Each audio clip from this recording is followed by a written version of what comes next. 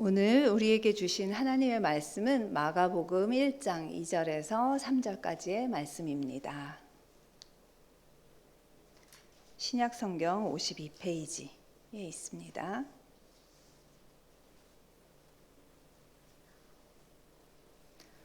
함께 합독하시겠습니다. 선지자 이사야의 글에 보라, 내가 내 사자를 내 앞에 보내노니 그가 내 길을 준비하리라. 광야에 외치는 자의 소리가 있어 이르되 너희는 주의 길을 준비하라. 그의 오실 길을 곧게 하라. 기록된 것과 같이.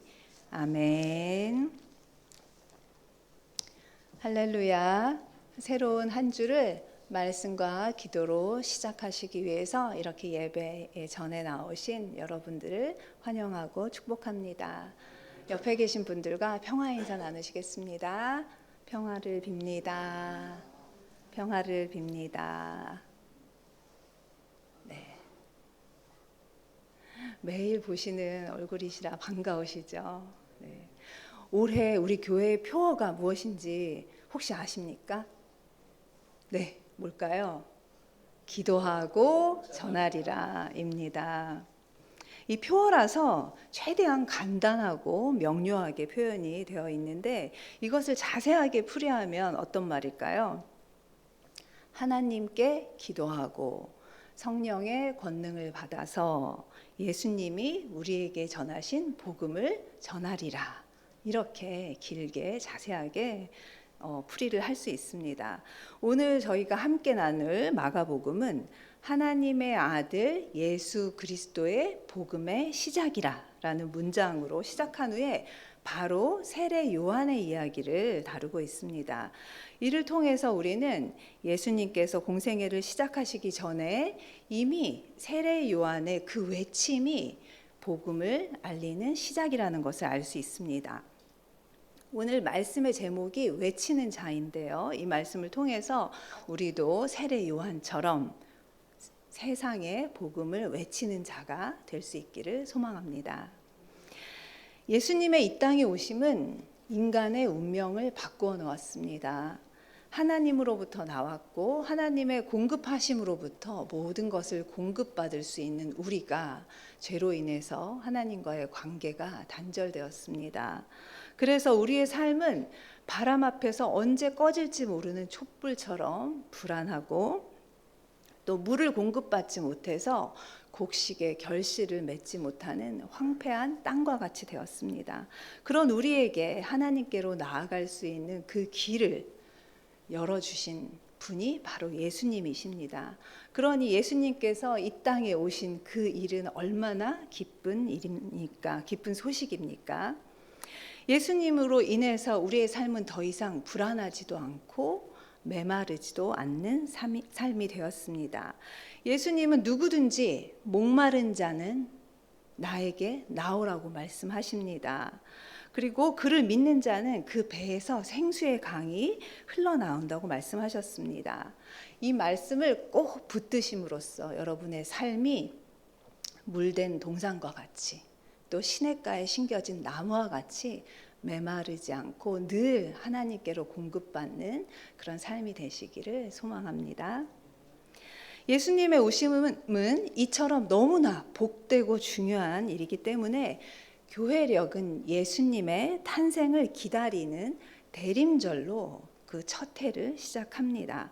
양력으로 저희가 1월이 새해를 시작하는 첫 그 달이 된다면 교회에서는 12월 그 대림절이 예수님의 탄생을 손꼽아 기다리며 한 주 한 주 보라색에서 핑크색 또 더 연한색, 하얀색 그 4주 동안 초를 켜죠. 그것이 예수님의 탄생을 기다리는 마음으로 시작하는 첫 달이 되는 것입니다. 세례 요한의 삶도 예수님의 그 탄생, 여호와의 길을 설레는 마음으로 준비하는 삶이었습니다.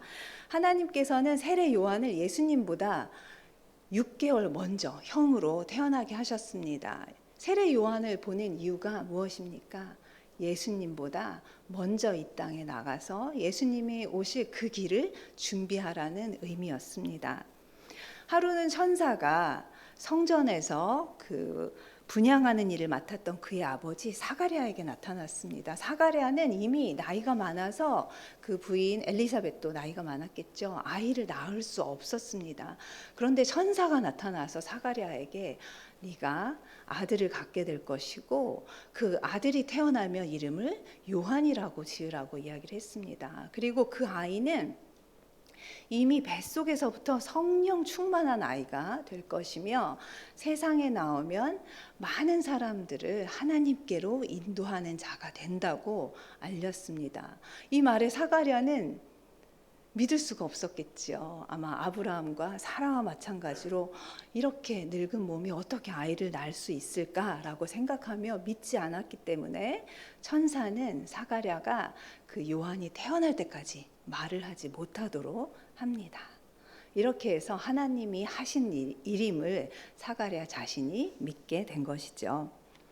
이 아이가 태어나자 그 아기는 정말로 천사의 말대로 성령 충만한 아기가 되었습니다. 성령 충만한 아이가 되었습니다.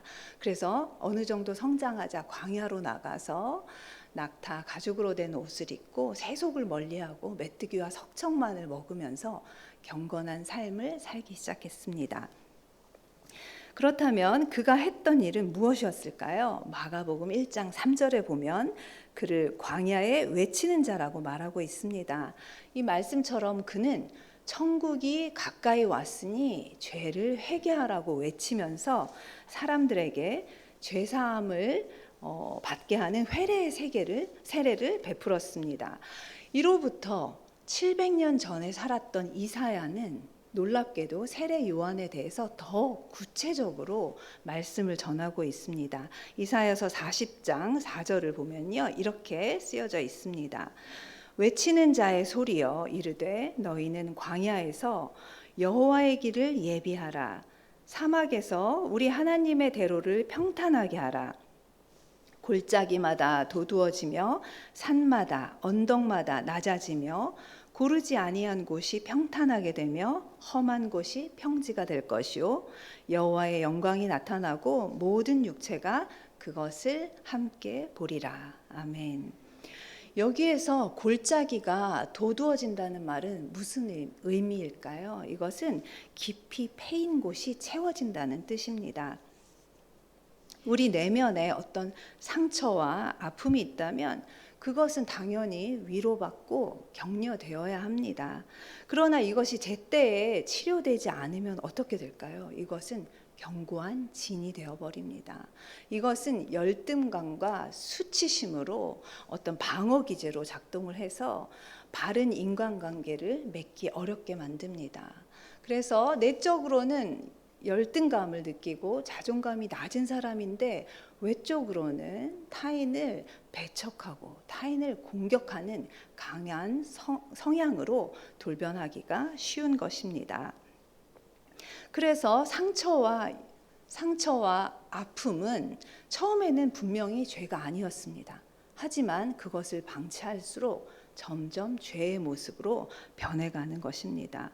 그런데 만약에 예수님을 보내주신 그 하나님의 크신 사랑을 체험한다면 이 사람은 어떻게 될까요? 그동안에 느꼈던 그 상처와 아픔으로부터 생긴 그 열등감이 치료될 것입니다. 왜냐하면 하나님께서 그의 하나뿐인 아들을 나를 위해서 보내주셨다고 생각한다면 자신이 얼마나 귀한 존재인지 깨달을 수 있게 되기 때문입니다.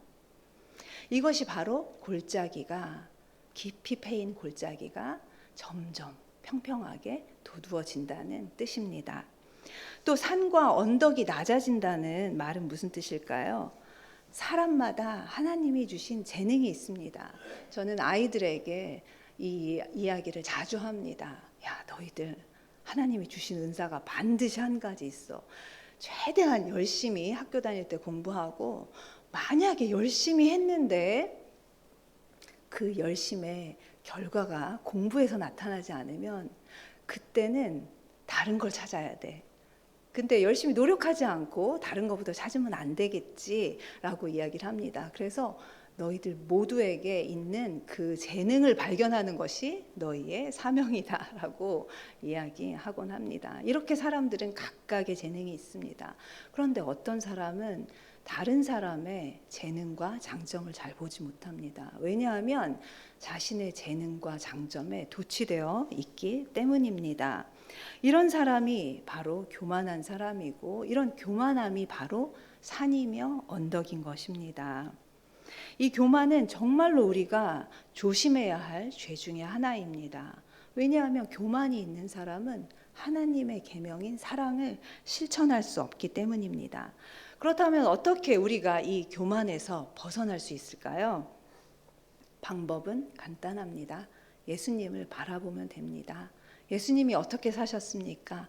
예수님은 그 십자가에서 로마 군대와 유대인들의 그 폭력과 모함을 묵묵히 정말 순한 어린 양처럼 당해내셨습니다.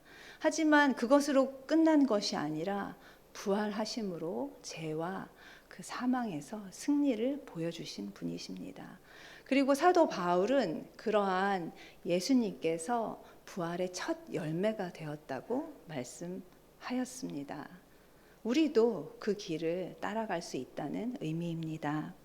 십자가의 도가 멸망하는 자들에게는 정말로 미련한 방법입니다. 왜 그렇게 너 혼자 고통당하고 희생되어야 해? 라고 질문할 수 있습니다. 하지만 구원을 얻는 우리에게는 그것이 하나님의 능력이라고 고린도전서는 말하고 있습니다. 예수님께서 부활의 첫 열매가 되셨기 때문에 우리도 똑같은 방식으로 승리할 수 있습니다.